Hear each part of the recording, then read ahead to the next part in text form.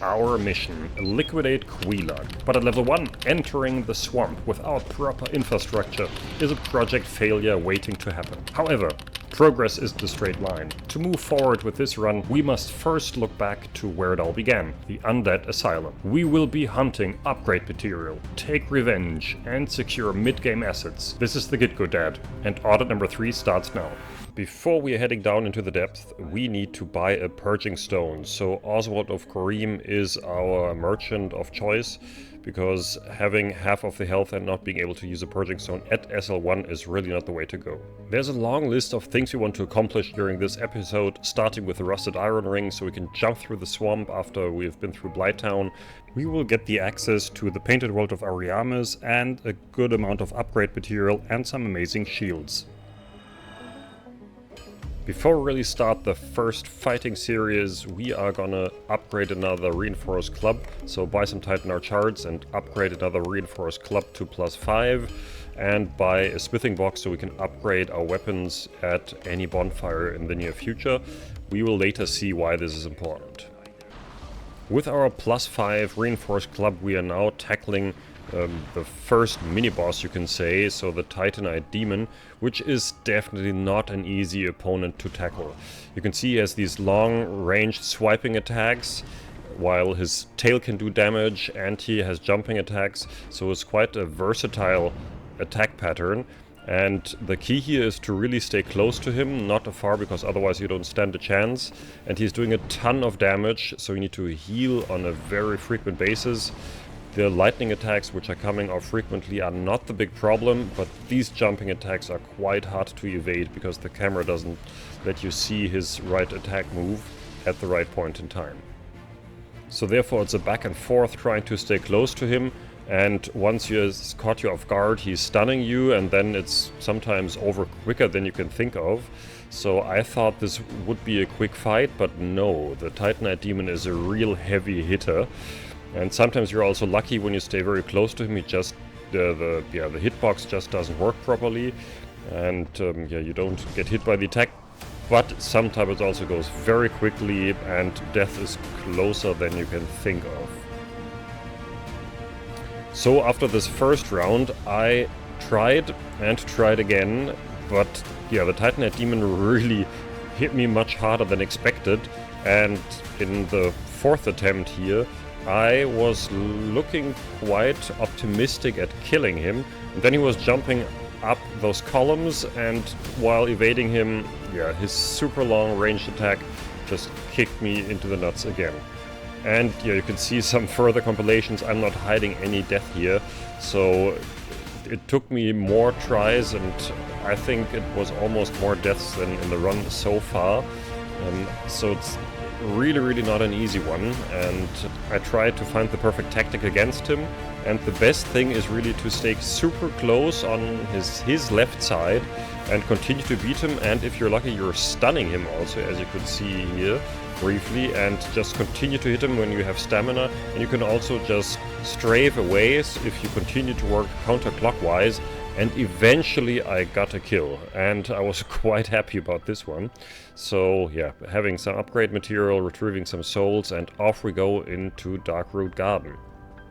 If you watched the last episode, where we wanted to get the Grass-Crest Shield, which we failed, we still have a revenge in front of us against the Halberd Black Knight. And he is a tank. He is a heavy tank and hits super hard. Luckily we landed the parry here, otherwise he would have killed us another time. And the second parry also worked, so yeah, now it's looking quite good. Let's see if we can finish him off.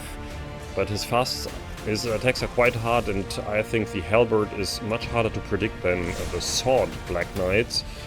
But here was now the third parry, and that was it. So finally we have the blue Titanite chunk and can now also walk down and catch the Grass-Crest Shield, which is giving us a stamina boost. So one of the Shields of Power is in our possession now. So as you can see here, also in the item description, it slightly speeds up stamina recovery, but as an SL1 character, this is super vital. Yeah, then light up the bonfire, and then let's see, we have our red tier steel ring, why not try to get the Havel ring, which is helping us with equipping heavy gear, heavy armor. I thought, why not? And maybe this is even a one-hit, so it's an extremely high-risk one. You can see, without the Ring of Favor and Protection, would be dead by now. I am dead right now, so therefore it was a short try to get Havel down, so he'll have to wait a bit until we are getting that Havel's ring. So therefore I said, okay, as a next stop, after returning to the Fireling Shrine after the death, we are going to the Undead Asylum. And yeah, after this initial jump, we first obviously to get the key, where you have to do this rolling jump onto the roof of this church ruin, and then do the whole jumping again from the top of the elevator, obviously up to the Undead Parish. Then we have to kneel down into this nest next to the eggs. I can still remember when I did this the first time. I kneeled down, but I was just not patient, so I basically fully forgot about this mechanic. Yeah, so awesome. And then we get picked up. And yeah, so we are trying to get the Rusted Iron Ring in the Undead Asylum, which grants us the capability to be very fast in swamp-like environments. So down, if we manage to get down to Blighttown and the Poison Swamp, as well as the Peculiar Doll, which grants us access to the Painted World of Ariamis. And here, just be very careful. As you can see, I just had a few HP left. These hollows with the torches are extremely dangerous, so be careful and take your time with those. But before we go into the Undead Asylum, we also have Snuggly here, and we are now trading all the different items we collected before, so definitely the different moss clumps to get Twinkling Titanite, which we will be needing later. So a total of 4, and then also when we drop down the rubbish, we are also getting a Titanite chunks. And those are some good trades, I would say. After we've closed this trade and have given soft and warm to Snuggly, we are now moving further down into the Undead Asylum. Before you do any fighting against the Stray Demon, definitely light up the bonfire down here, because otherwise you will be transported back to the Fireling Shrine. And first, before we target the Stray Demon, let's get those red Titanite chunks from the 2 Dark Knights we are seeing in the Undead Asylum. So this one was just, I think, a few hits, and quite an easy fight, I have to say. And in our original cell, we're also finding the Peculiar Doll, so definitely pick that up, because later we want to visit the Painted World of Ariamis. And then here, the next night, I think by now we have fought some of them, so if you're going down the parry route, they are rather easy because the moveset is quite well telegraphed. So here we have the red Titanite chunk, but then there's also another nice item. So here we have our original, you can call him Savior, and he is now hostile and wants to fight against us, so he is not that strong of enemy, but he has a very nice shield he's already carrying in his hand. So yeah, he has a fat roll. I think it's a fat roll, at least a medium roll. So we're finishing him off here. And he is then dropping the Crest Shield. And the Crest Shield is an extremely good shield because it has very, very high magic defense, which we could be using against the Asylum Demon.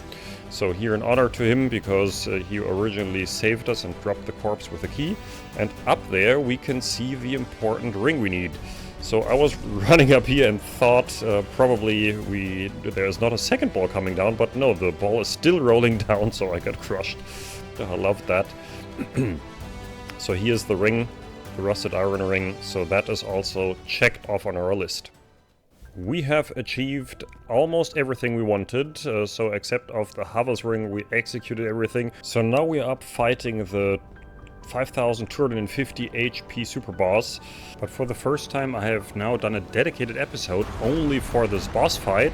So just click on the next link to see how the fight against the Stray Demon is going. And we have a dedicated boss analysis. So I'm really looking forward to share this with you, and interested to see if you like this new format. So concerning our outlook for the next episode, We are heading into the depths finally towards Quilak, but before that we need to do the Capra Demon Claustrophobia and then tackle the Gaping Dragon. So I'm looking forward to see you in the next episode, and if you like this video and want to continue to see the struggle, I'm happy for every like, comment and subscription you're giving me. Thanks and out.